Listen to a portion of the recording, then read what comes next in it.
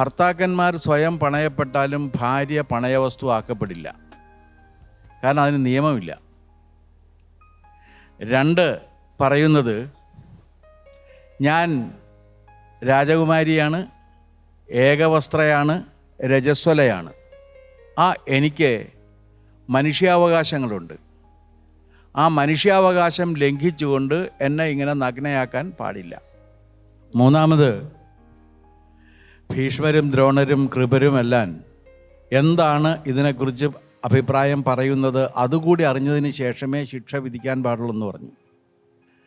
വിതുരർ ആ സന്ദർഭത്തിലാണ് ഒരു കൊടുങ്കാറ്റ് പോലെ കൊള്ളിയാൻ മിന്നുന്ന രീതിയിൽ ഇത് കുരുവംശത്തിൻ്റെ സർവനാശത്തിൻ്റെ തുടക്കമാണ് എന്ന് പറഞ്ഞുകൊണ്ട് കൊടുങ്കാറ്റ് പോലെ അവിടെ നിന്ന് ഇറങ്ങിപ്പോകും.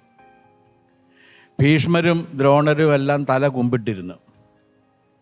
ആ സമയത്ത് കർണനാണ് വിധിക്കുന്നത്, അടിമക്ക് മനുഷ്യാവകാശങ്ങളില്ല, അഴിക്കടാ തുണി.